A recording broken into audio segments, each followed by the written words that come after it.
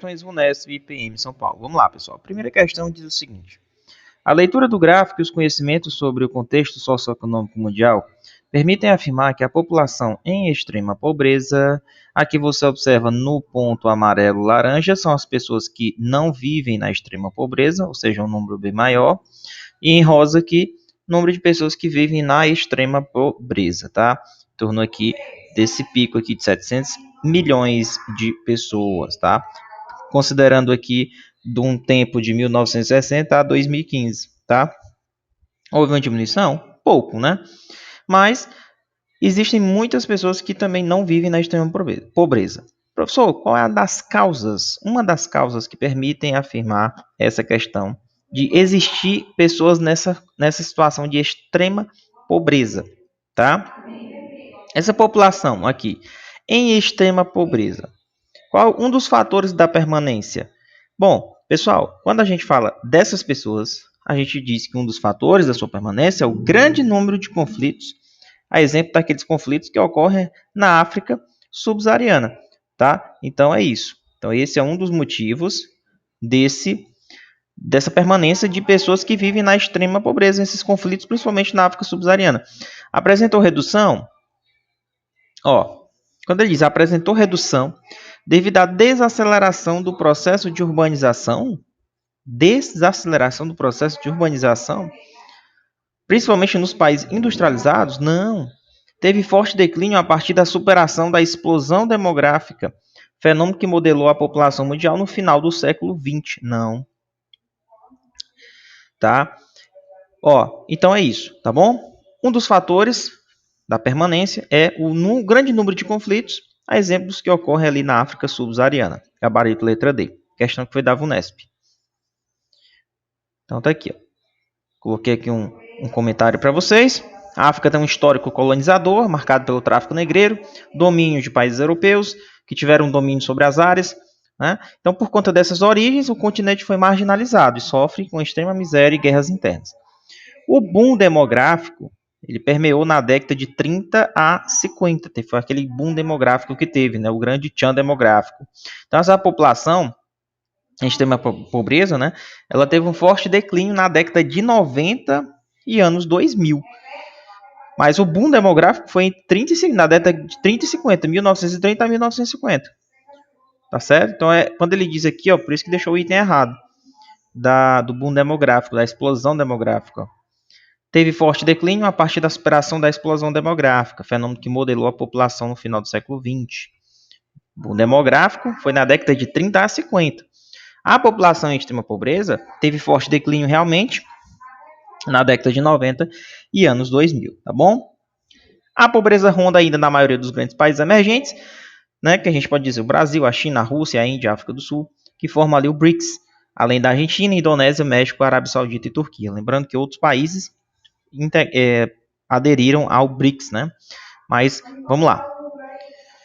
Segunda questão.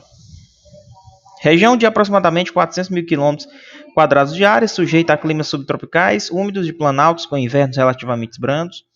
Em sua acepção bem mais ampla, coincide como setor do Planalto Meridional brasileiro, que se estende ao sul de São Paulo e até o norte do Paraná, posto que sua área mais típica coincida com o Planalto Basáltico Sul brasileiro, do Paraná ao Rio Grande do Sul. As características apresentadas correspondem a qual tipo de domínio morfoclimático, pessoal? E aí? Coincide com o setor do Planalto Meridional brasileiro, que se estende ali do sul de São Paulo ao norte do Paraná, ou seja, descendo para o sul.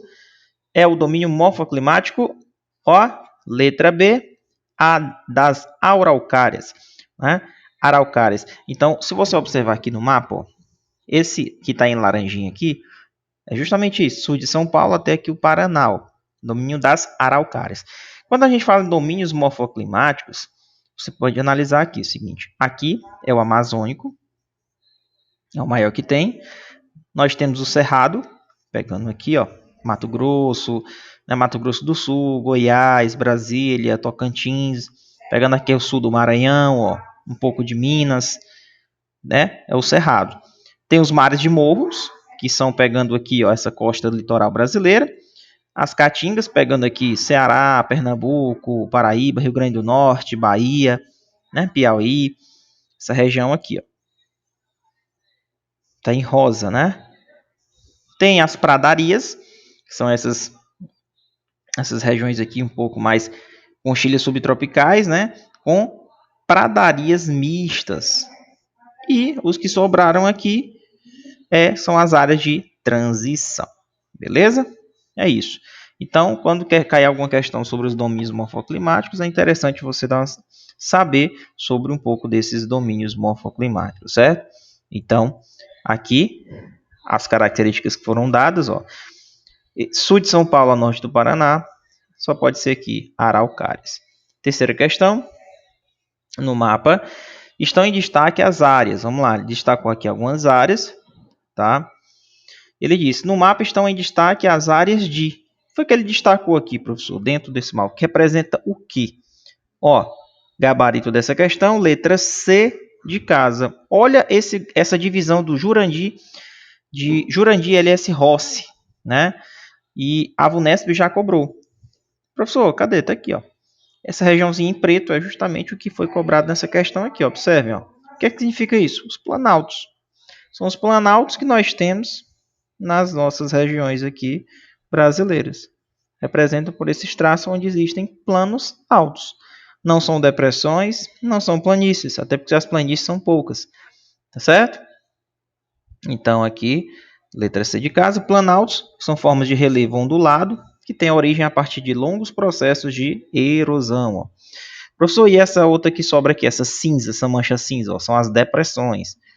São depressões, são terrenos totalmente desregulados.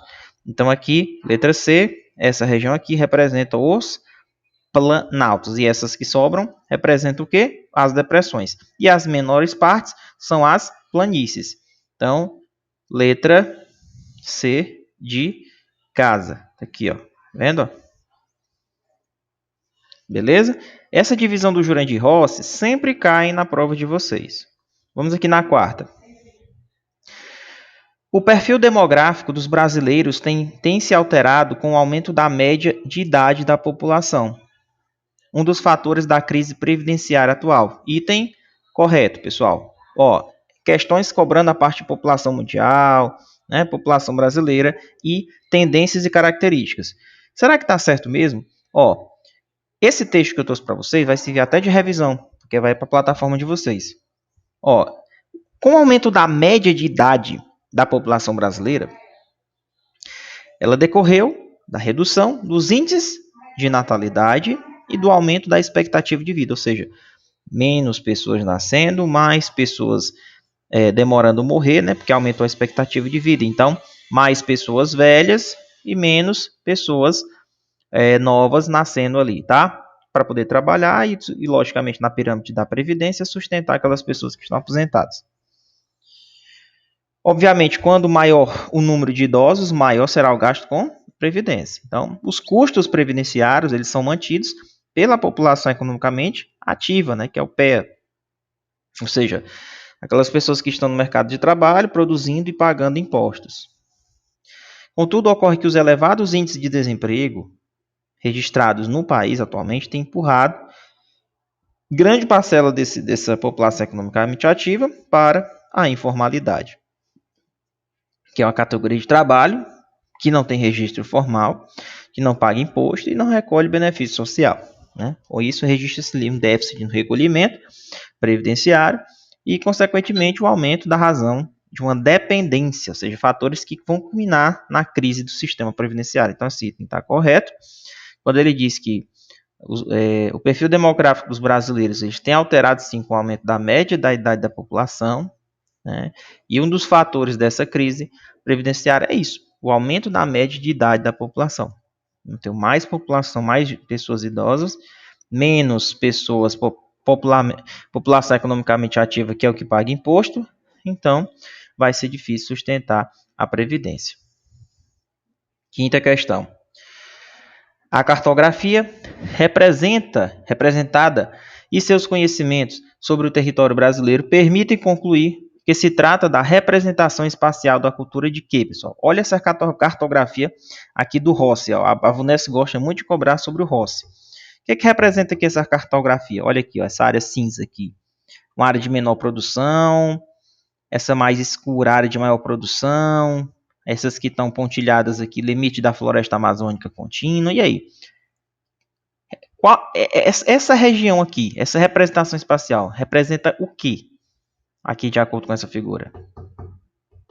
Representa, gabarito letra E, a produção de soja. Até porque pega um pouquinho aqui no sul do Maranhão, né? Olha aí. Então, essa representação aqui, onde eu tenho áreas de menor produção de soja, as mais cinzas escuras, áreas de maior produção de soja. Tá? Sempre com o limite da floresta amazônica. Geralmente você tem que desmatar. Tem a ver com desmatamento? Tem. A produção, para poder ter mais áreas para plantação da soja, tá? Então, nesse caso, essa representação aqui, pegando Mato Grosso, Goiás, ó, sul do Maranhão, um pouquinho da Bahia, Minas, aqui, ó, Paraná, sul, tudo produção de soja, tá bom? Que é uma commodity, né? Então, já marca aí na sua cabecinha, ó, que a VUNESC gosta de cobrar uns gráficos aqui, você tem que estar sabendo disso daqui. Sexta, dentre as fontes naturais de energia, existem as que são renováveis e as que não são. Fazem parte da categoria não renovável, ou seja, pode ser que caia na sua prova algo cobrando sobre quais as fontes renováveis, quais são as fontes não renováveis. E aí, pessoal? Eu quero alternativas aqui que são fontes não renováveis. Gabarito, letra A. Olha aí. Urânio, gás natural, o petróleo, que é o maior produtor de energia, né, que nós temos no país, e o carvão mineral. Todas são não renováveis. Todas são não renováveis. Carvão mineral, petróleo, urânio e gás natural. Lembrando que o mundo ele está numa tendência de procurar soluções alternativas, procurando energias de fontes renováveis, né, como energia eólica, que são fontes renováveis. Agora essas aqui, urânio, gás natural, petróleo e carvão, elas fazem parte da categoria não renovável, tá? Sétima. Em 1950, cada mulher em idade fértil tinha em média 6 filhos. Hoje, essa taxa de fecundidade está em 1, ou seja, caiu muito, né? Bem abaixo da taxa de reposição, então que é de 2,1. Essa taxa de fecundidade significa dizer que em 2035 a população do Brasil vai diminuir, porque não haverá reposição das perdas, com certeza. Em longo prazo, uma consequência do cenário apresentado pelo Excerto será, com certeza, a letra B, que diz o quê? Redução da produtividade em alguns setores da economia. Não vou ter gente para trabalhar, né? Reduz a produtividade em alguns setores da economia. Então, tem fortes consequências. Beleza? Então, é isso. Vou reduzir a produtividade em alguns setores da economia. Não vou ter gente para trabalhar, né? É isso. Ah, professor, mas já tem outras tecnologias de forma que vai substituir o trabalho humano e tal. É, pessoal, mas aí tem recolhimento de impostos, né? Então, eles estão tentando, pelo menos, compensar recolhendo os impostos de quem ganha mais, para poder compensar essa perda aí. Então, essas manobras para recompensar essa questão que eu tenho menos pessoas nascendo, logicamente, a redução da produtividade em algum setor vai cair essa produtividade. E aí ele estão alegando máquinas, certo? Aí ele vai lá e cobra mais impostos daquele cara que está utilizando as máquinas para poder sustentar a previdência, né? Então, sétima, letra B.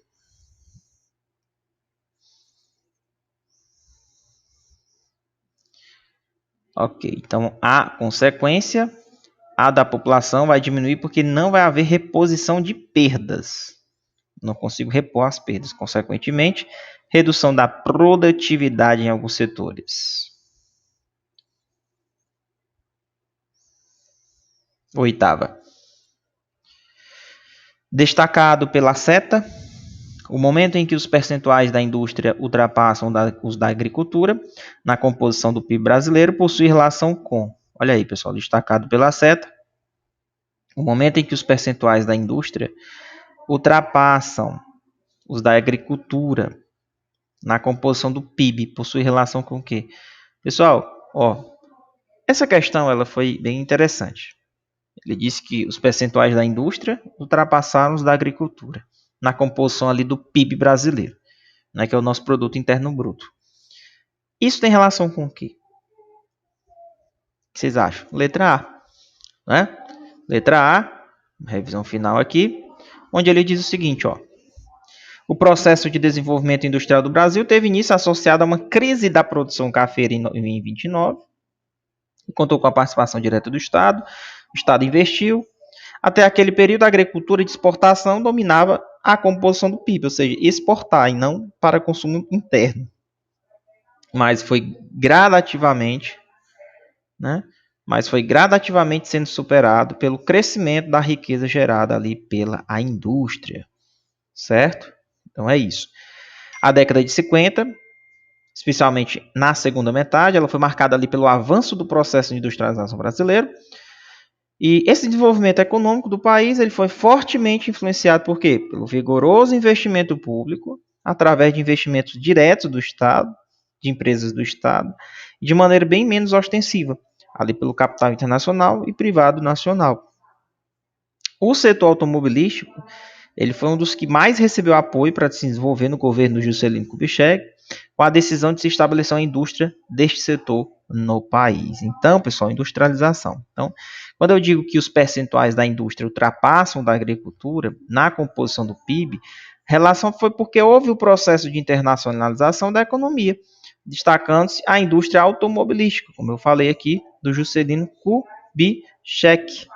Então, naquele certo período, houve ultrapassou a indústria os números os percentuais relacionados à agricultura quando a gente fala em relação à composição do PIB, tá bom? Investimentos do próprio Estado, letra A, tá bom? Então, tem relação na época com a indústria automobilística. Bora na nona. A partir da leitura dos dados do gráfico e dos conhecimentos sobre a participação industrial das regiões, é correto afirmar que ele botou Centro-Oeste, Norte, Nordeste, Sul e Sudeste. Sudeste tá bem alto aqui, né? Isso aqui é o que mesmo, hein? Olha aí, ó. O que, é que vocês acham disso aqui? Centro-Oeste, Norte, Nordeste, Sul e Sudeste. Letra C de casa. O que, é que vocês observam aqui? O processo de descentralização industrial ocorrido no Brasil é um fator importante para explicar a perda de participação industrial do Sudeste. Vamos lá. Observa que 2007 e 2008 era bem alto a participação aqui, ó, do Sudeste. E aí, 2017 e 2018 diminuiu. Por que diminuiu? Esse períodozinho aqui, ó, foi diminuir. Vocês sabem por quê? Participação do Sudeste na questão da descentralização da indústria, porque na verdade, pessoal, ó, o que, é que vocês estão observando? Ó? O Nordeste cresceu. Por quê? Comparado ao tracinho cinza. Porque as indústrias começaram a se implantar no Nordeste, no Norte, né, no Centro-Oeste, lá no Sul. Não foi isso? Ou seja, o Sudeste foi o único que não teve crescimento aqui em relação, porque está havendo um processo chamado de descentralização das indústrias. Estão saindo do polo industrial do Sudeste e indo para as outras regiões. O Nordeste aumentou muito. Hoje tem muitas indústrias aqui, ou seja, muita gente está até voltando para poder trabalhar na sua própria região, sua própria casa. Não é isso? Então, houve o processo de descentralização da indústria, tá bom? Antigamente era o contrário, ocorria a migração, né? Ali o êxodo rural, o pessoal saindo do campo para a cidade, e agora estão voltando, beleza? Então é isso, ocorreu o processo, isso aqui é por causa do processo de descentralização industrial que ocorreu no Brasil, tá? Ok. Ó, o processo de desconcentração industrial promoveu uma redistribuição das atividades fabris pelo território brasileiro. As empresas deixaram os grandes centros, sobretudo a região sudeste, e transferiram sua produção para as regiões mais abandonadas. Atribui-se a isso a guerra fiscal, a melhoria da infraestrutura dessas regiões, mão de obra bem mais barata, desenvolvimento dos meios de comunicação e transporte. Fato este que desobrigou as indústrias a estarem aglomeradas em parques ou complexos industriais, e elas ficarem localizadas ali próximas do mercado consumidor. 10ª, a concentração fundiária, a mecanização do campo e a facilidade de acesso aos serviços sociais nas cidades brasileiras. Explicam. Vamos lá. Concentração fundiária, o campo ficando mais mecanizado, facilidade de acesso aos serviços sociais dentro das cidades brasileiras, explicam um processo chamado letra D de êxodo rural. Né, professor? Êxodo rural? Tá aí, ó. A concentração fundiária, a mecanização do campo e a facilidade de acesso aos serviços sociais dentro de cidades brasileiras explicam, ora, êxodo rural, vou sair do campo para a cidade. Fechou? É isso, pessoal. Facilidade de acesso aos serviços sociais nas cidades brasileiras. Êxodo rural. Vamos sair do campo, vamos para a cidade, porque lá tem mais concentração fundiária, tem mais serviços, né? Tem melhor educação, tem melhores empregos, beleza? 11.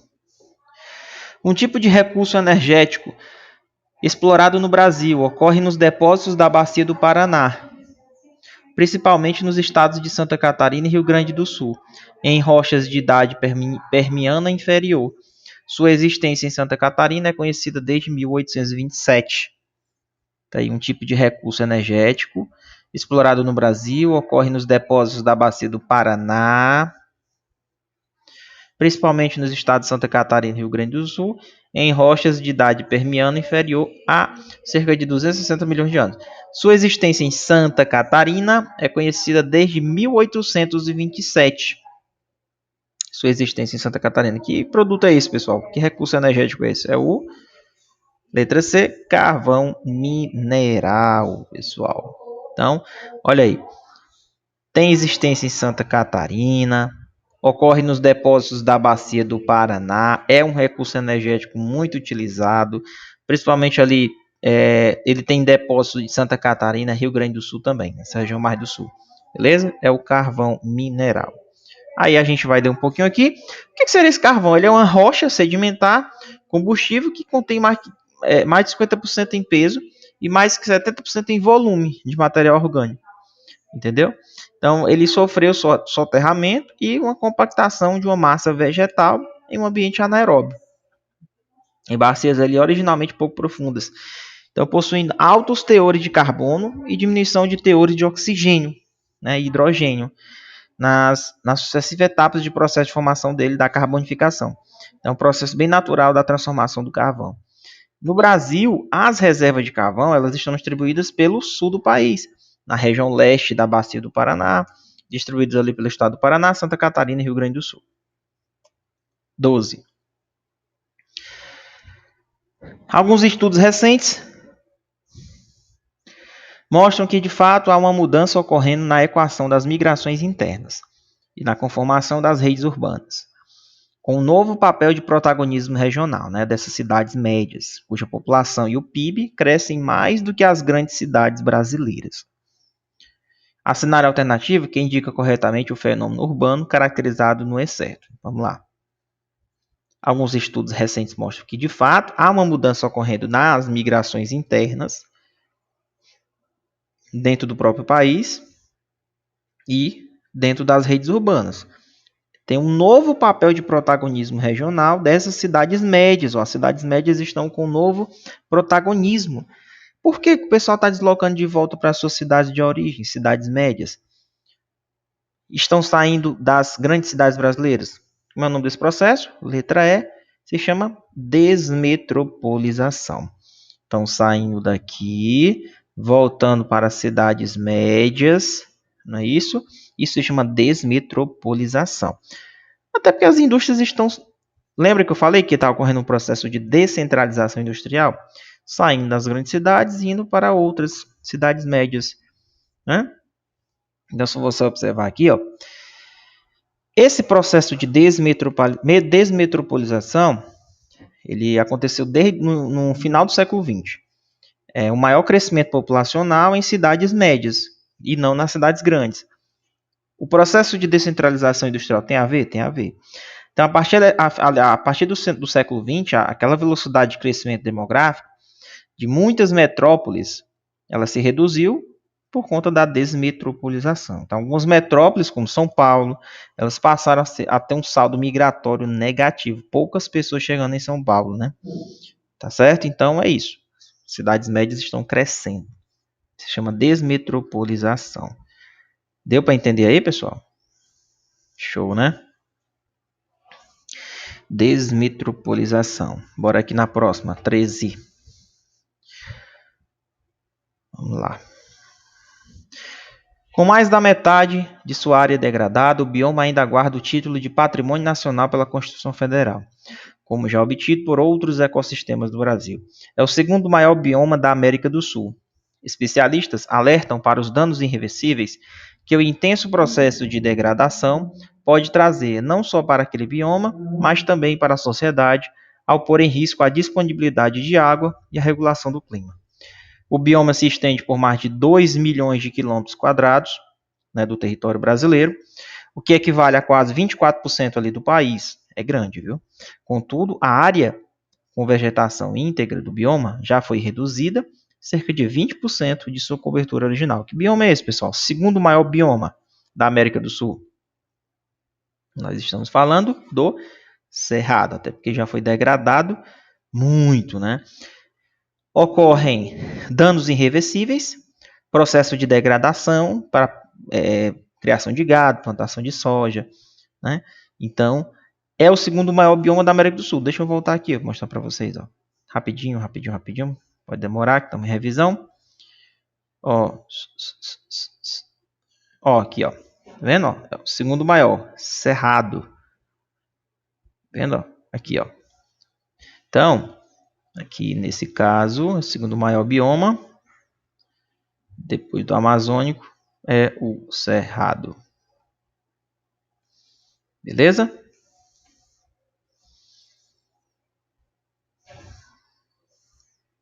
Já foi reduzido até 20% da sua cobertura original. Está diminuindo. Está diminuindo porque as grandes fazendas, né? Criação de gado, pecuária, principalmente naquela região ali centro-oeste. Então, o Cerrado é o bioma brasileiro, que incide ali sobre Goiás, Tocantins, Mato Grosso do Sul, o agro, né? Minas, um pouco da Bahia, um pouco ali no sul do Maranhão, Piauí, Rondônia, Paraná, São Paulo, Brasília. Então, apresenta uma formação vegetal arbustiva herbácea, aquelas vegetações de pequeno porte, pequena, com os troncos retorcidos, né? As plantas, elas têm cascas grossas, a vegetação ela se apresenta mais espaçada, né? Com aberta e robustos, arbustos.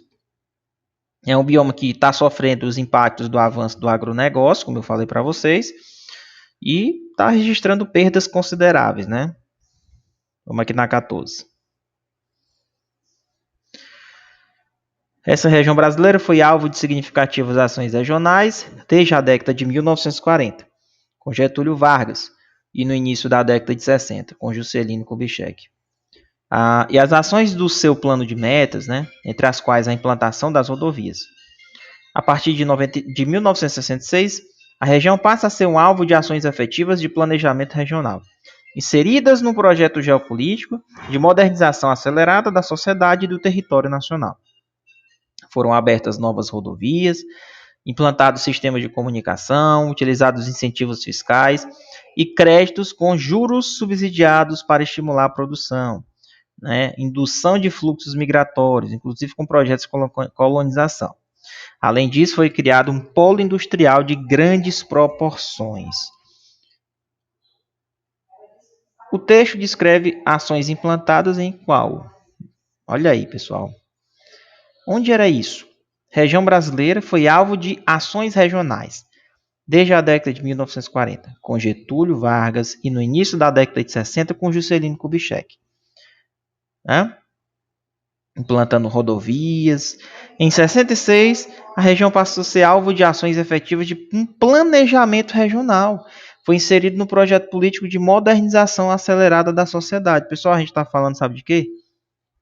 Ó, Amazônia, né? Getúlio trabalhou, Juscelino também trabalhou. Foi abertas novas rodovias, implantado o sistema de comunicação, né? Olha aí. Então, nesse caso aqui, a Amazônia. Então, observa aqui, ó. Entre os enclaves industriais na Amazônia, destaca-se a Zona Franca de Manaus, que é a ZFM, que foi criada em 1967, e quem supervisionou? A Superintendência da Zona Franca de Manaus, a SUFRAMA. A Zona Franca de Manaus, ela foi criada em 1957, né, por Juscelino Kubitschek, e foi ratificada em 67 ali por Castelo Branco. Em 57 o JK criou, e em 1910 anos depois, Castelo Branco ratificou, né? Então, aqui ações implantadas na região amazônica, beleza? Novas rodovias, para diminuição dos juros para estimular a produção, indução para as pessoas irem morar, né, lá, indução de fluxos migratórios, né, para as pessoas irem morar lá para trabalhar, porque ninguém queria ir, tá bom? Mas é isso. Amazônia. Vamos aqui na 15. Ao longo do século XIX, os estímulos à ampla imigração para o Brasil apresentaram como marcos. Estou falando de início do século XIX. Os estímulos à ampla imigração para o Brasil. O pessoal estava vindo para cá. Para quê? Letra C. Independência em relação a Portugal. Lembra que houve a independência do Brasil, proclamação da República? Não foi isso? Nós já estávamos proclamando a República saindo debaixo das asas de Portugal. Então, aqui, os estímulos à ampla imigração para o Brasil teve como marco a independência em relação a Portugal e Lei Áurea, né? Proibição do tráfico de escravizados. Até porque houve a proibição do tráfico de escravos. Então, pessoal, vamos para o Brasil. Não é isso? Então, o marco é esse. Um dos motivos que veio muito imigrante para cá. E aí houve a proibição do tráfico de escravizado, veio o pessoal da Europa para cá.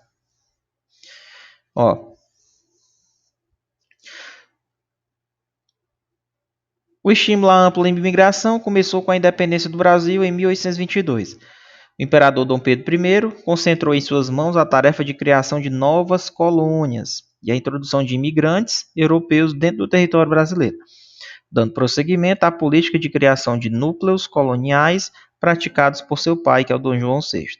Em 1888, o trabalho escravo tornou-se ilegal, depois de séculos de uma economia. Então, por conta disso, o governo brasileiro incentivou a entrada de imigrantes europeus, devido à necessidade da mão de obra que ia precisar, né, para substituir o trabalho da mão escrava. O que fez com que milhares de italianos e alemães viessem para o Brasil sem falar em outras nacionalidades. Por isso aqui, letra C. 16. O desenvolvimento das formas de relevo são resultado da combinação de processos endógenos e exógenos. Dentre as alternativas abaixo, assinale a que apresenta, respectivamente, exemplos desses processos. Processos endógenos, dentro, exo, fora. Nós estamos falando do tectonismo, que é um exemplo de endógeno, vem de dentro para fora, né? São processos de formação de relevo. Você tem aqui as placas tectônicas e forma de dentro para fora, né? O magma. E o intemperismo, ele é um processo exógeno, de fora a dentro. Tectonismo, processo endógeno, e o intemperismo exógeno. O intemperismo, pessoal, ele é também chamado de meteorização. Meteorização. Ele é um agente exógeno externo. Ocorre alteração física, né? Por exemplo, a desagregação, processos químicos, a decomposição, né? Que as rochas elas sofrem ao aflorarem na superfície da Terra. Então, esse intemperismozinho, ele é um processo formador do solo, né? Ele transforma as rochas. O fenômeno ele ocorre por meio de agentes externos, que vão modificar o relevo. Então, são externos, exógenos, né? Por exemplo, eles estão relacionados com as condições climáticas, como chuva, vento, temperatura. Então, é exógeno. Endógeno é de dentro para fora, tá bom? Então, o tectonismo, como eu disse para você, ele é um fenômeno que ele pode ser entendido como um conjunto de fenômenos relacionados com a movimentação das placas, interação entre duas placas e promove a alteração do relevo. Então, letra C, endógeno é um endo, e aqui o intemperismo é exógeno. Chuva, temperatura, beleza? 17.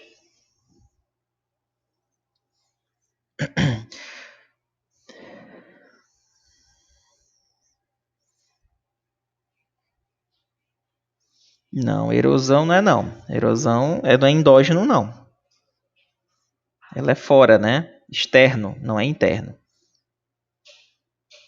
17. O mineral que confere ao Brasil a posição de maior detentor da reserva mundial e tem seu maior depósito localizado em Araxá, Minas Gerais, localizado no Carbonátil do Barreiro. O Brasil tem a maior reserva do mundo. É de quê, pessoal? Letra C, famoso nióbio. Ok? Nióbio.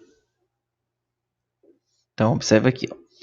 Por exemplo, tem a cassiterita, né, que ela origina o estânio, que é responsável pelas ligas de bronze, latas e envolturas.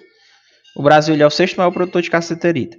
A China é o maior produtor mundial. Então, localiza-se ali no mineral do Mapuera, no Amazonas. O nióbio, ele é um metalzinho dúctil, suporta a deformação plástica, ação de cargas, né, sem romper ou fraturar.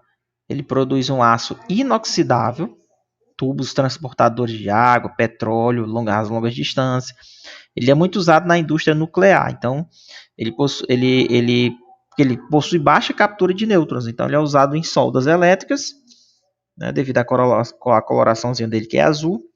Ele é usado na produção de joias, como piercing, que é usado em motores de jato, também foguete. Então, no Brasil, nós destacamos a produção em Minas Gerais, Goiás e no Amazonas. É o nióbio. 18. A área Z, destacada no mapa, corresponde ao quê? Essa áreazinha aqui, pessoal. O que vocês acham, hein? Tem essas perguntinhas em geografia. Sempre a VUNESP gosta. Essa área Z representa... O que vocês acham? Essa bacia tá me cheirando São Francisco, né, professor? Será? A letra E. É isso mesmo, pessoal. Bacia hidrográfica do Rio São Francisco, né? Que irriga atividades agropecuárias no semiárido. É letra E, né? Então, observe aqui. Olha aqui ela aqui, ó. Pegando bacia do São Francisco. Tá vendo aqui? Pegando aqui Pernambuco. É isso? Então, são as bacias e regiões hidrográficas. Pessoal, um quadro resumo aqui importante. Nós temos essa bacia aqui do Atlântico Nordeste Ocidental, pegando aqui o Maranhão. Tem o Rio Parnaíba, pegando aqui no estado do Piauí. O Atlântico Nordeste Oriental, que é aqui pegando Ceará, essa costa mais perto da praia.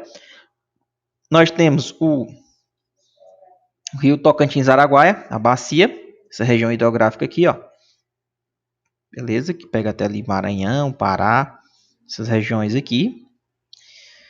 Paraguai, né? Rio Paraguai, Paraná, o Atlântico Sudeste, o Atlântico Sul, Uruguai, bacia do Uruguai e a bacia amazônica, que tem vários rios aqui, é enorme, é a maior bacia que tem, né? Então, essa aqui da imagem é o do São Francisco. 19. A leitura do gráfico e os conhecimentos sobre a produção e o consumo de energia permitem afirmar que não colocou nenhum gráfico. Não colocou nenhum gráfico na questão, né? Mas a gente vai resolver isso daqui. Pessoal, vamos lá. Rapidinho. Letra D. Mais da metade da energia que é consumida do mundo é do tipo não renovável. Professor, não tem o gráfico, não tem problema, esqueceram de colocar aqui. Mas quando a gente vai ler o gráfico, o que a gente tem aqui em mente? Vamos lá. Produção e consumo de energia. Vocês acham que no mundo tem mais produção de energia renovável ou não renovável? É lógico que é não renovável. Mais da metade da energia que é consumida no mundo é do tipo não renovável. Petróleo, gás natural, urânio. Não é isso? Letra D. Tá bom? Então, vão com essa informação para a prova de vocês. Ok. O hemisfério sul concentra as maiores reservas de carvão. Carvão até sim, mas gás natural não. Energia nuclear, fonte renovável? Errado. Aí, ó, 2/3 da energia consumida no mundo é limpa. Não. Mais da metade é não renovável, ou seja, energia não limpa. Quem são as energias não renováveis? Petróleo, gás natural, carvão e a parte do urânio, né, que é a parte nuclear. Bora na 20. A expressão menos crianças, mais idosos. É a tendência do mundo, né? Revela aspectos sociais e demográficos da população mundial. Desse modo, é correto afirmar o quê? Que a população mundial fica mais velha devido ao aumento da expectativa de vida e da queda da mortalidade e da natalidade. Tranquilo, pessoal? Já vimos isso aqui, então não vou demorar muito.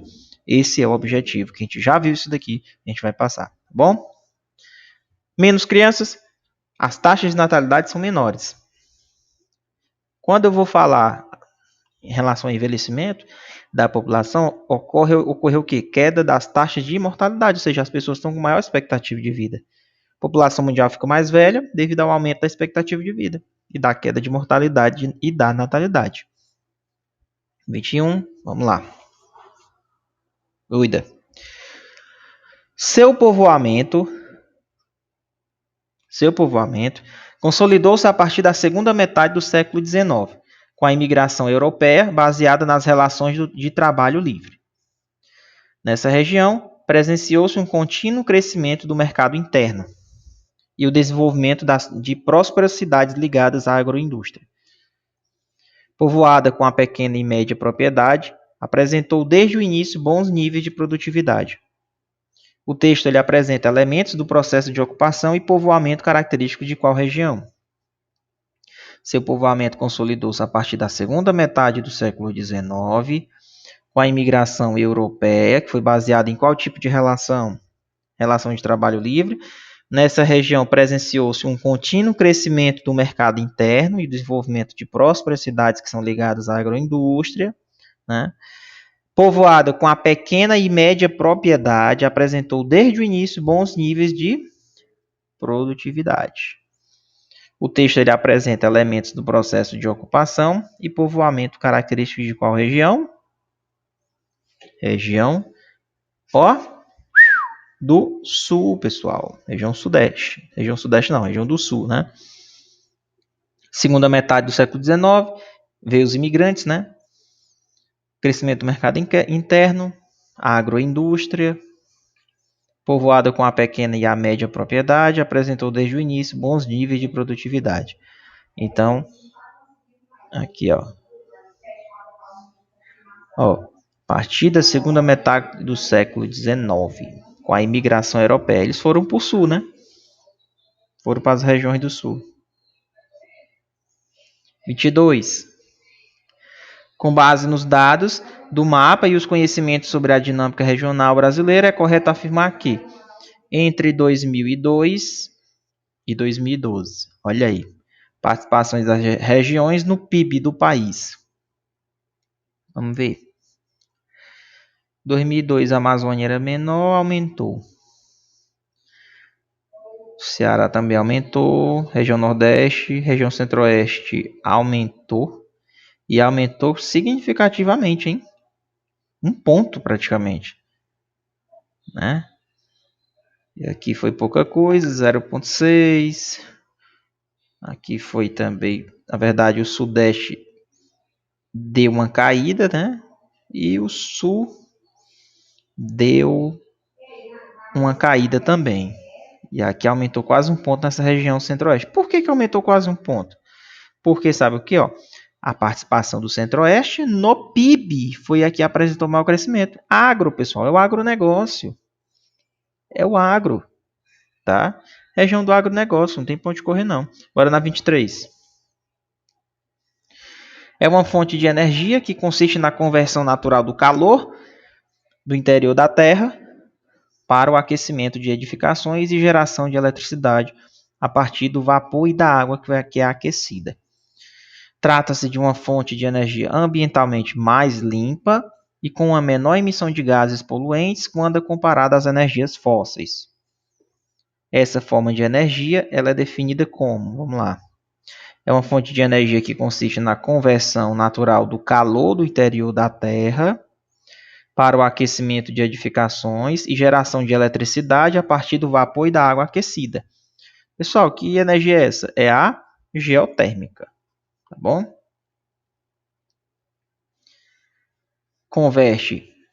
Conversão natural do calor do interior da Terra para o aquecimento de edificações e geração de eletricidade. Calor do interior da Terra, é a geotérmica, né? Ela é uma fonte mais limpa, né? Uma energia de fonte limpa, com menor emissão de gases poluentes, quando a gente compara as energias fósseis, né? Comparado às energias fósseis. É a geotérmica. Calor do interior da Terra para o aquecimento de edificações e geração de eletricidade. 24.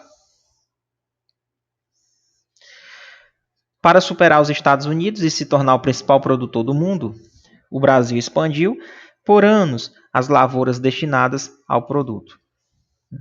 Só entre 2000 e 2014, a área destinada a plantar essa commodity no interior do país, em estados como Tocantins, Bahia, Piauí e Maranhão, ela cresceu cerca de 87%.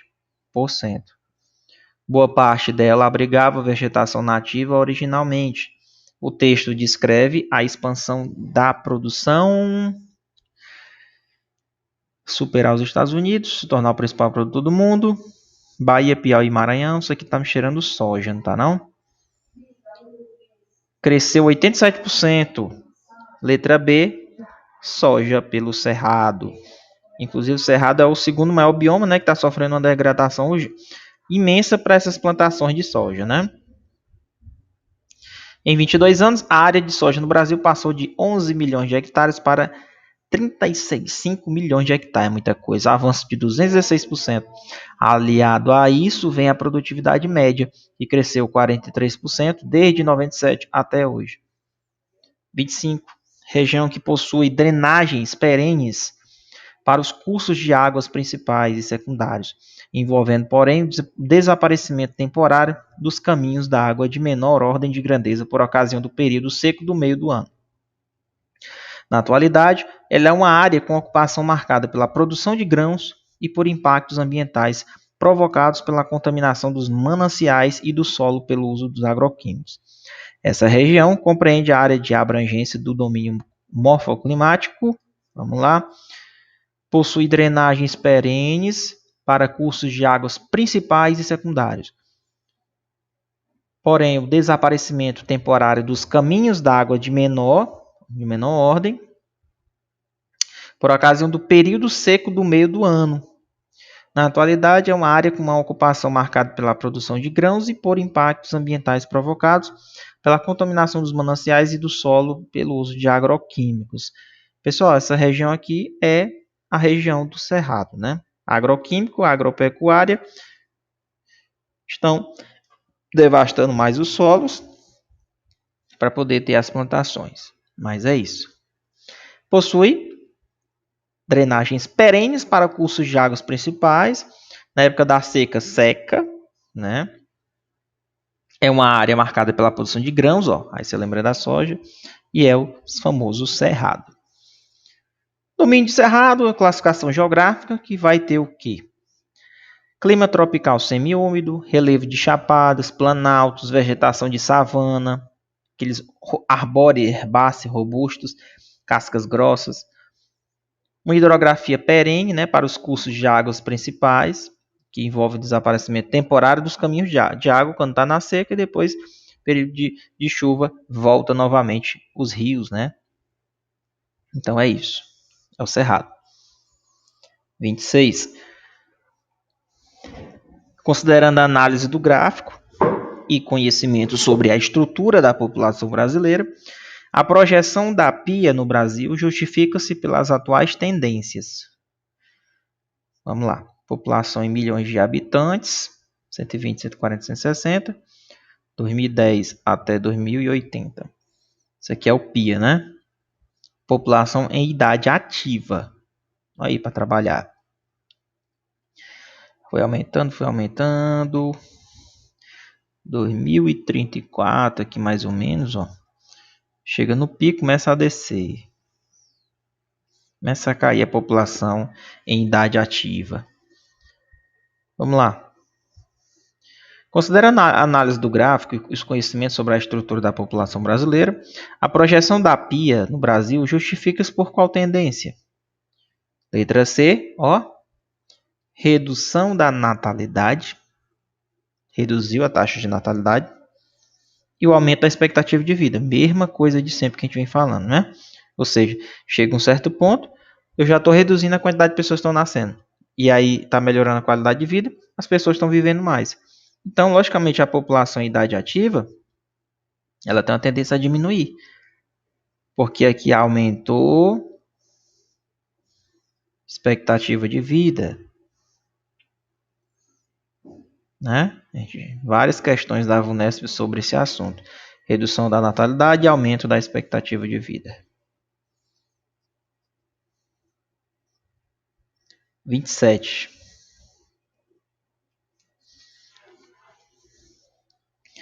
O agronegócio, centrado na fruticultura, surgiu timidamente à sombra da agroindústria e tomou um grande impulso em meados dos anos 80, com a estruturação de uma base para exportação. Né? Foi feito para exportar. A partir desse período, as frutas produzidas no polo irrigado, elas tiveram uma trajetória ascendente, com pequenas variações no volume exportado em função da instabilidade das políticas ambientais, cambiais e do próprio mercado externo, até o meados dos anos de 1990. Entretanto, é a partir de 97 que essa tendência se consolida e a participação das principais frutas produzidas voltadas para o mercado externo, uva, manga, passa a contribuir com 90% do volume das exportações do país. O texto se refere à consolidação do agronegócio no médio Vale do Rio São Francisco. Por quê? Quando você vai estudar ali, por exemplo, geografia de Pernambuco, o que é que se observa? Existem as mesorregiões e tem a mesorregião do São Francisco. Pessoal, aquela regiãozinha do meso São Francisco, aqui no estado de Pernambuco, por exemplo, ó, vem por aqui, ó. Aqui, ó, onde está passando o rio. Então, eu tenho o quê? Irrigação. Posso produzir frutas. Então, quando ele está falando aqui que ajuda na exportação de uva, manga, nessas regiões, né, onde o Rio São Francisco passa, perto do rio, eu vou produzir frutas para exportar. Né? Então é isso, passou a contribuir com 90% do volume das exportações do país. Aqui é o agronegócio da fruta, lá no médio do Vale do Rio São Francisco, que acontece muito isso, tá bom? Não é Planalto da Borborema de jeito nenhum. Quando você pensa Planalto da Borborema, ali, por exemplo, no estado da Paraíba, ele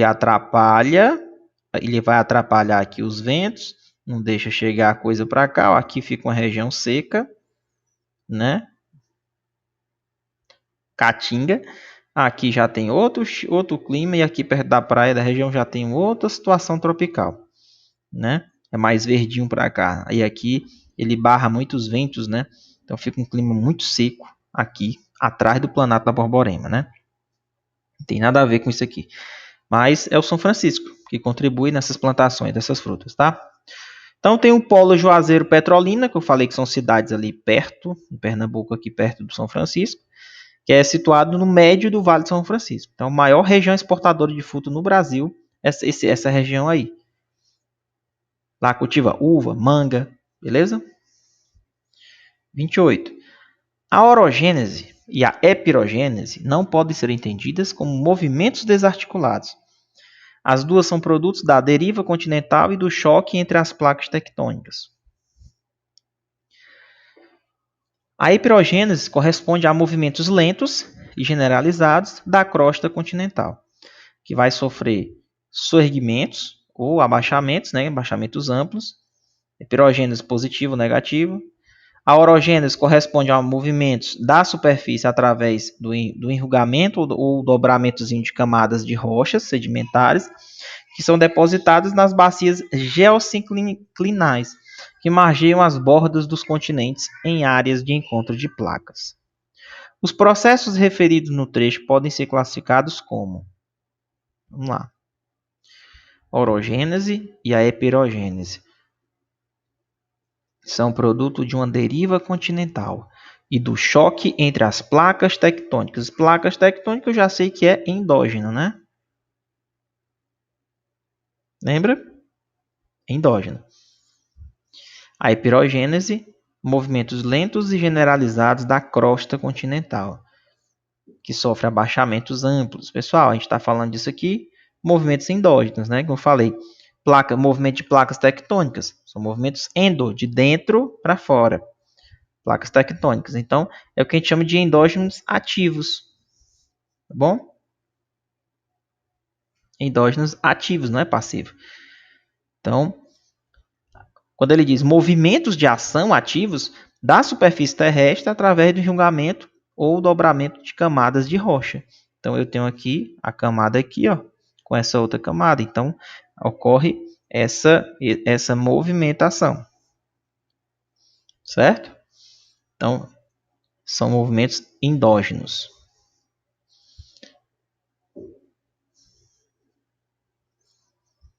Ó, endógena ativa, energia do interior da Terra e se manifesta pela dinâmica da litosfera através da tectônica das placas. Bora na 29. No estudo do crescimento demográfico mundial, a teoria que considera a sociedade de consumo e os impactos do consumismo denomina-se teoria que considera a sociedade de consumo e os impactos do consumismo. Isso aqui vem lá do Malthus, né, pessoal?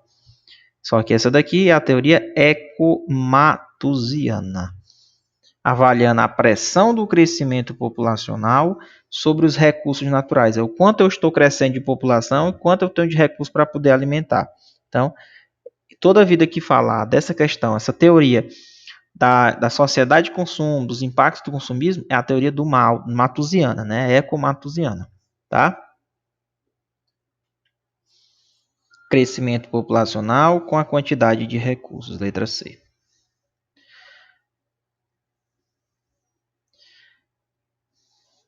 Os ecomalthusianos se baseiam no mesmo temor do colapso social, só que agora gerado pelo esgotamento dos recursos naturais. Esse fato está diretamente ligado ao modelo atual de sociedade de consumo.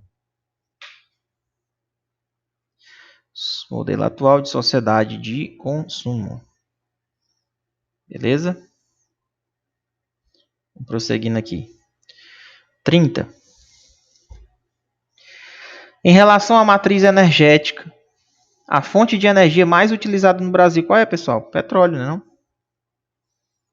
Petróleo. Fonte de energia mais utilizada no Brasil.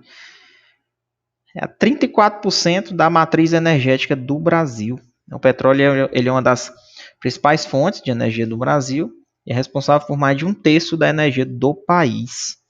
Então, no âmbito nacional, a maior parcela de petróleo ela é produzida na região sudeste, né? Na região sudeste. Ali no estado do Rio de Janeiro, Espírito Santo, sendo que mais de 90% da produção se encontra com águas muito profundas. Tá bom?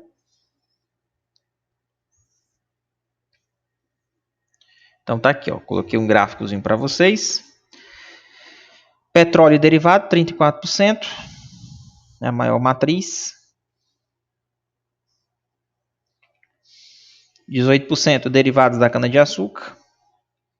Depois vem a hidráulica, gás natural.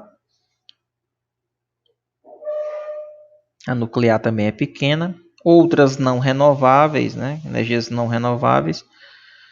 1%, muito pouco.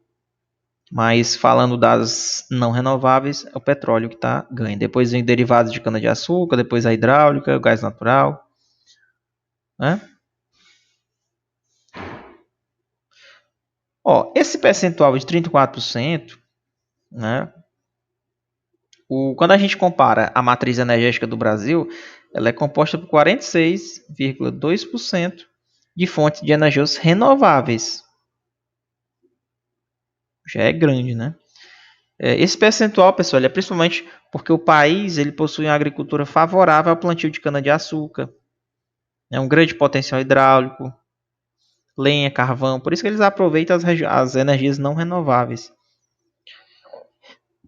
Entendeu? Mas existem fontes renováveis. A energia solar, a eólica. A energia solar está ganhando grande espaço, né?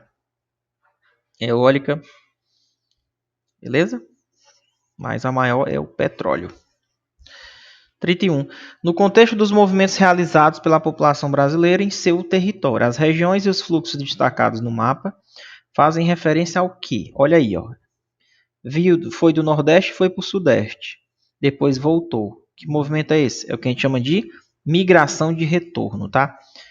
Lembra da descentralização industrial? O pessoal está voltando porque as indústrias estão se concentrando, saindo desses grandes centros e se concentrando em outros estados.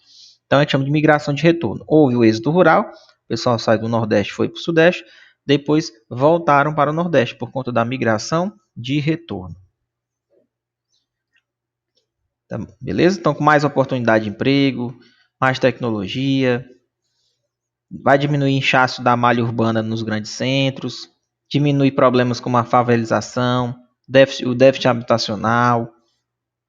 Então, a migração de retorno para a região Nordeste está aumentando, porque está abrindo novos postos de trabalho na região, o pessoal está indo para lá. Né? Demanda de mão de obra. 32. Região geográfica brasileira, que apresenta os maiores potenciais eólicos do Brasil, expressos por velocidades do vento frequentemente superior a 8,5 metros por segundo, em alguns pontos indicando um potencial anual de 75 gigawatts de produção de energia elétrica. Os dados referem-se ao potencial eólico de qual região? O que vocês acham? Nordeste, Sul, Centro-Oeste, Norte ou Sudeste? Região geográfica brasileira que apresenta os maiores potenciais eólicos do Brasil é a região Nordeste, pessoal. Tá? Observem aqui, ó. Potencial eólico do Brasil. Então nós temos essa região norte, que é pouco, mais o Nordeste aqui, ó, olha aqui, ó. Tá vendo? Região Nordeste, 70 gigawatts. A maior que tem, o maior potencial é a região Nordeste. A dos ventos, né? 75 gigawatts. Depois, em segundo lugar, vem região Sudeste. Terceiro lugar, região Sul. Né? Depois, Norte. E por último, região Centro-Oeste é que tem menos possibilidade dessa energia eólica. 33. A análise do gráfico mostra que o período de aquele negócio do crescimento chega até um pico de crescimento, depois começa a descer a população, né? Aí, ó. Cresceu, taxa de crescimento anual da população, cresceu, chegou no pico, vai começar a cair. Tá vendo, ó? Vai começar a cair. Vai começar a cair. Vai chegar no seu pico máximo, vai começar a cair. População mundial. A análise do gráfico mostra que o período de transição demográfica está em processo de encerramento. Porque nós já estamos chegando, vai chegar ao pico e depois ocorre a queda, né, da população. Diz que vai chegar até um pico de 10 bilhões de pessoas, depois vai começar a cair. Não é isso? Então é isso. A transição aqui, ó. Taxa de crescimento da população mundial. Então aqui ocorre a transição demográfica, está em processo de encerramento. Nós estamos caminhando para o processo de encerramento. Está mais perto do que longe. Não tem nada a ver com migração, explosão demográfica não, crescimento não, bônus demográfico não. Então isso aqui tem relacionado com a transição demográfica, ou seja, nós vamos chegar num pico de população até cair ver a queda da população. Já expliquei isso aqui no início da aula. Segundo a teoria da transição demográfica, todos os países já passaram ou terão de passar por 4 fases de evolução, né? Que é a fase do equilíbrio, quase equilíbrio, né? Depois vem a fase do declínio da mortalidade, começa a cair a taxa de mortalidade, consequentemente acelera o crescimento natural da população. Depois o declínio da fecundidade, ou seja, a mortalidade continua, embora o ritmo bem mais moderado, e o crescimento natural da população também começa a diminuir. Depois, o pós-transição, nós estamos com mortalidade com baixos níveis e uma fecundidade também baixa, e o crescimento natural da população tende para zero. Então, nós estamos já chegando aqui nessa situação. Mais velho, expectativa de vida, poucas pessoas nascendo, estão diminuindo a quantidade de número de filhos. Tá bom? Alguns países desses grupos já até entraram numa fase que se começou a chamar de pós-transição, devido ao fato do nível dele de fecundidade não garantir a substituição das gerações. Então, não tem como eu garantir a substituição da geração. Além do número de óbitos ele ser superior ao de nascimentos. Então, logo o gráfico mostra que o período de transição demográfica está em processo de encerramento. Realmente, pessoal, preocupante, né? Mas é isso. Vamos lá, 34. Consiste em redes globais de migração dotadas de grande coesão interna, proporcionada principalmente pelos laços étnicos culturais do grupo migrante, que mantém fortes laços culturais, econômicos e mesmo políticos pela interligação das áreas de dispersão através do mundo. A mais conhecida refere-se ao povo judeu, mas se aplica a qualquer movimento de dispersão de um povo em consequência de preconceito ou perseguição política, religiosa ou étnica. Esse texto indica o que, pessoal? Indica o que? Redes globais de migração, dotadas de grande coesão interna, laços étnicos culturais do grupo migrante, que mantém fortes laços culturais, econômicos, né? Interligação. A mais conhecida refere-se ao povo judeu, mas se aplica a qualquer movimento de dispersão de um povo em consequência de preconceito ou perseguição política. Isso daqui é, letra D, diáspora, consequência da perseguição política, religiosa ou étnica. A pessoa muda, mas não deixa ali suas tradições. Então, eu coloquei aqui dos tipos de migração. Tem o êxodo rural, que vocês já sabem. A população sai do campo e vai para a cidade. O êxodo urbano é o processo inverso, né? Do êxodo rural. O êxodo urbano acontece quando os moradores das cidades deixam o ambiente urbano e vão para o campo. Tem a migração intraurbana. O indivíduo se desloca dentro dos limites de um mesmo município. Muda só de município, né? Tem a migração pendular, que a gente chama, ou diária. É aquela que a galera vai para trabalhar e volta. Vai para a capital e volta no mesmo dia, né? Ou seja, uma pessoa se desloca de um local para outro para trabalhar. Ou para a escola, alguma coisa. E depois retorna para o seu lugar para dormir, de origem, todo dia. É a migração pendular ou diária, porque é igual um pêndulo, né? O pessoal vai e volta, vai e volta.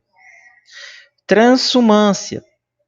Tipo de migração sazonal. Trata-se do deslocamento de trabalhadores que vão atuar como mão de obra em lavouras, como a de cana-de-açúcar, né? E ao final do período de trabalho, semana ou mês, ele retorna para o seu local de origem. Então, é o que a gente chama de transumância. Beleza? Tem a diáspora aqui, ó. Dispersão de um povo de uma área de forma forçada. Um exemplo é a diáspora africana, que se deu quando africanos foram retirados à força dos seus países e deslocados para outras regiões. Como os judeus também já aconteceu isso. Tá bom? Ok. Migração de retorno. Pessoa que havia se mudado para uma região, cidade ou país, faz um processo inverso e retorna para sua localidade de origem. Já respondeu a questão disso aqui, migração de retorno. A diáspora é um povo que é tirado à força, né? Existe a diáspora africana, como eu já falei. Vamos na 35. Nas últimas décadas tem se observado um crescente processo de desconcentração industrial no Brasil.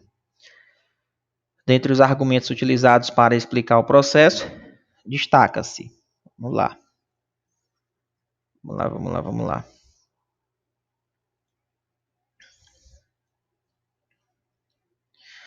Nas últimas décadas, tem-se observado um crescente processo de desconcentração industrial no Brasil. Dentre os argumentos utilizados para explicar o processo, destaca-se crescente processo de desconcentração industrial. Mais uma questão cobrando isso, pessoal. Letra D. Decisão política do governo federal ou dos estados em favorecer o quê? O pessoal voltar para suas terras de origem, né? Favorecer a migração, tá bom? O pessoal está saindo dos grandes centros, voltando para suas cidades.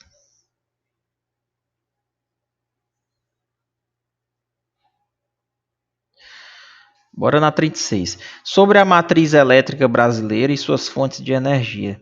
É correto afirmar que, vamos lá.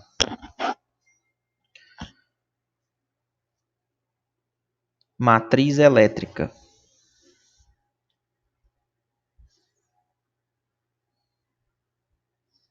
Letra C.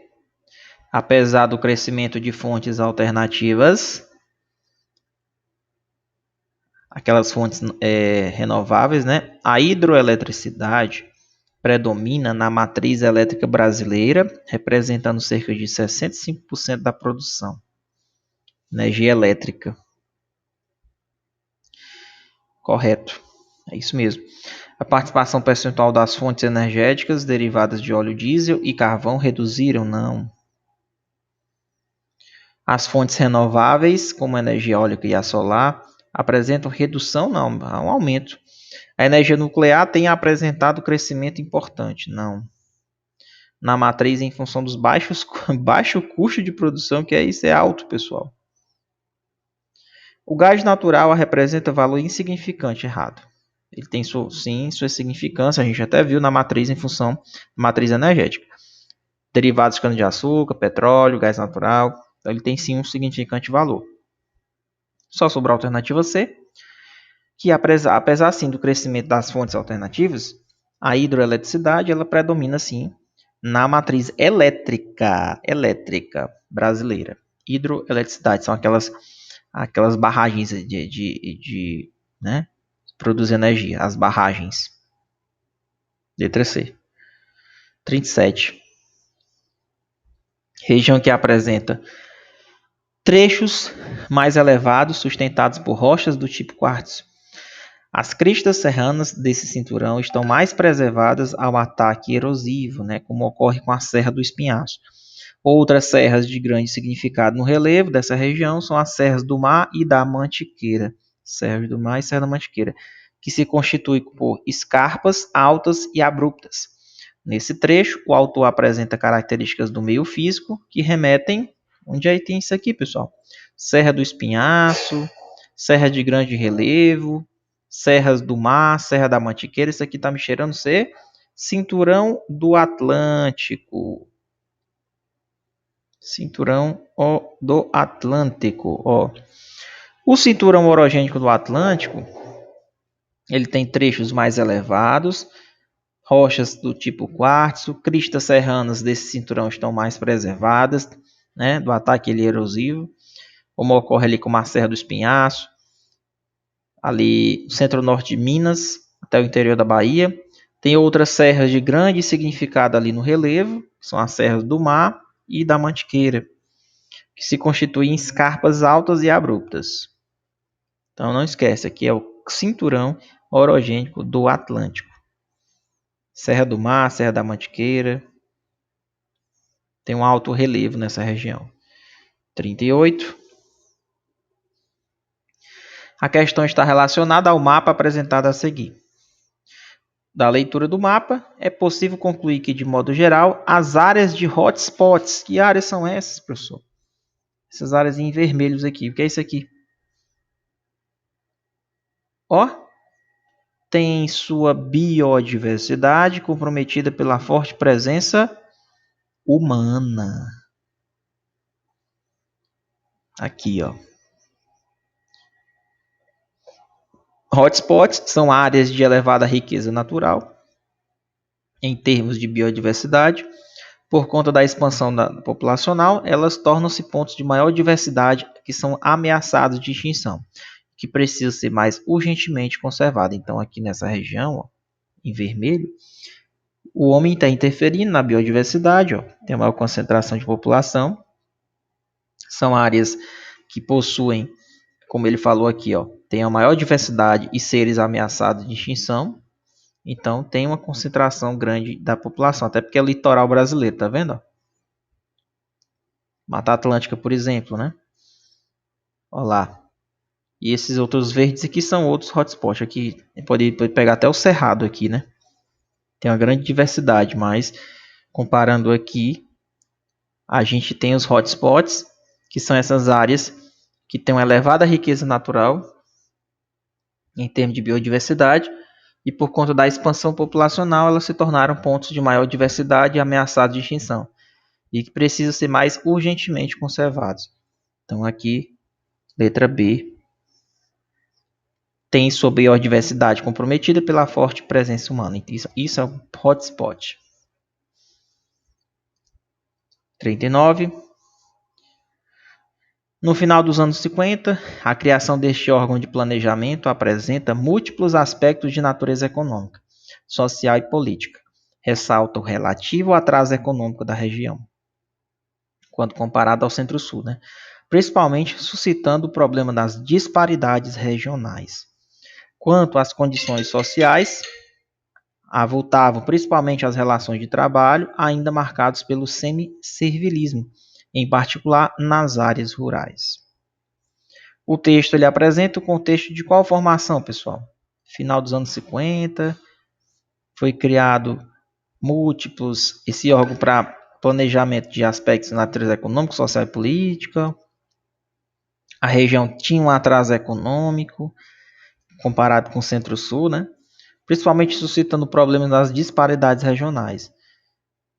Condições sociais, principalmente em relação ao trabalho, eram marcadas pelo semi-servilismo, em particular nas áreas rurais. Então, isso aqui nós estamos falando da criação de quê?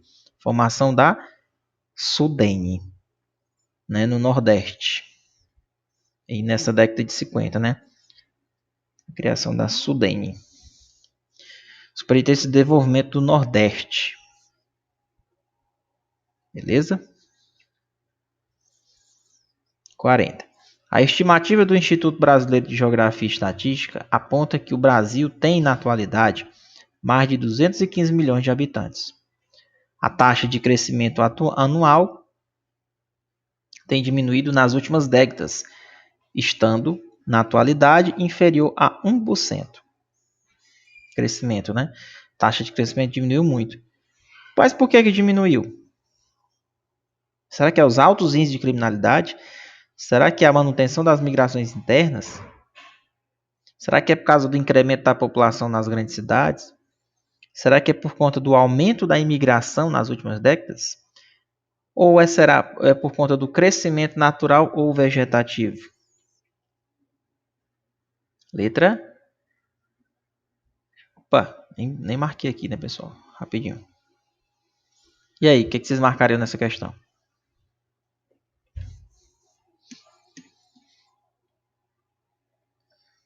A taxa de crescimento tem diminuído nas últimas décadas, estando na atualidade inferior a 1%.